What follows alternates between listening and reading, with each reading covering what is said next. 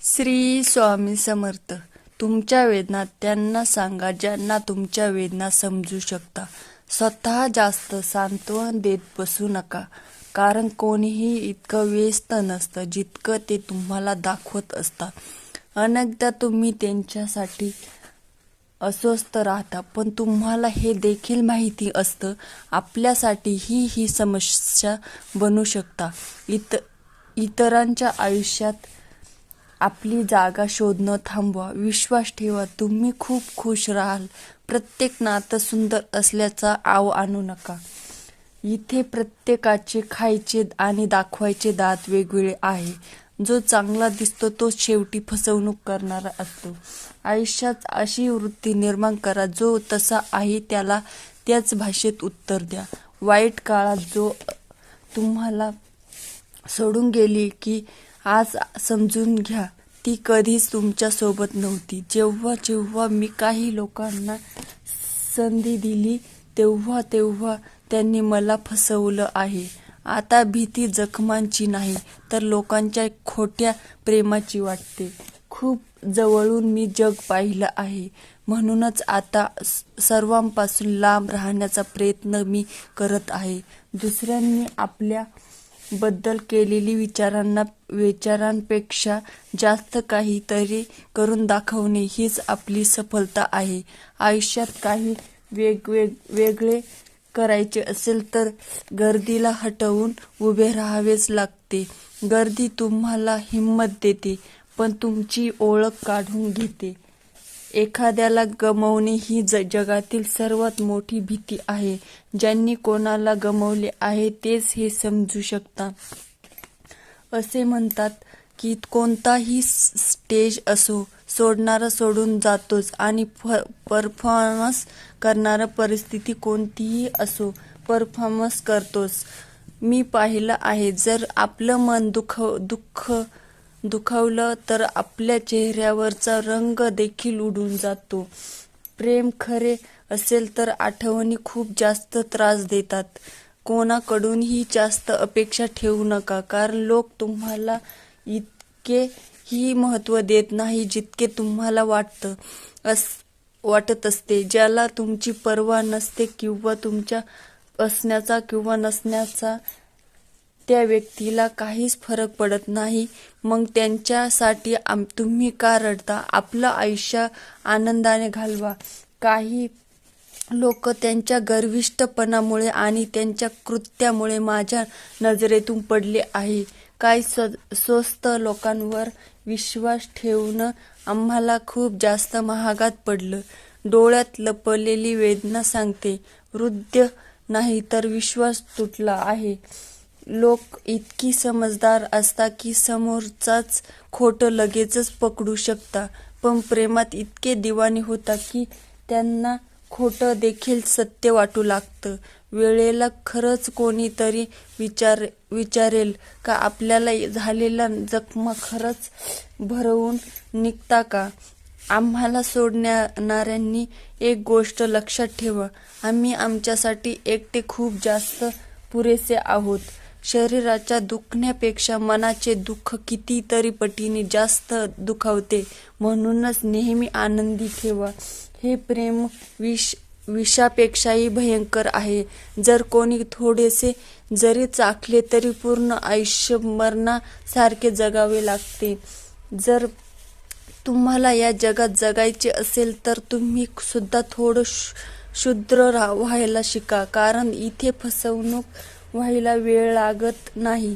ही लोक जी आपल्याला खाली आणू पाहत आहे, पण खरं पाहिलं तर काही लोक आपलीच नातेवाईक आहे. आपल्यामध्ये फरक एकच आहे, तुम्ही खूप जास्त महाग आहात असं तुम्हाला वाटतं आणि आम्ही खूप जास्त मौल्यवान आहोत असं आम्हाला वाटतं. कायम स्वरूपी तेच नातं टिकतं, ज्या नात्यात एकमेकांना गमावण्याची भीती दोघांनाही वाटत असते. उगाचच आपली कोणाचीही ओळख होत नसते. कोणाकडून धडा मिळतो तर कोणाकडून ज्ञान मिळते. आम्हाला तुमची आठवण तर खूप येते, पण आता तुम्हाला भेटण्याचा जराभी आमचं मन नाहीये. चुकीच्या दिशेने पळण्यापेक्षा चांगलं हे आहे बरोबर दिशेने हळूहळू चला. नक्कीच जिंकाल.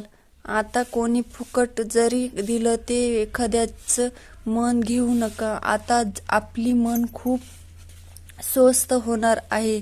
जीभ कडू आहे, मनात घाण आहे. कोण कधी बदलल आहे ह्या सर्वांचा हिशोब माझ्या पाशी आहे. बदलणारी वेळ, बदलणारी लोक कधीच कोणाचे होऊ शकत नाही. मित्र परिवार आपली परिस्थिती बदलणारे ठेवा.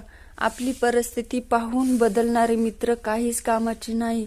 समस्याचे गुलाम होणारे लोक स्वतःचे भाग्य कधीच बदलू शकत नाही. 71% पाणी या दुनियेत आहे, तरीही ही लोक प्रेमामध्येच बुडत आहे.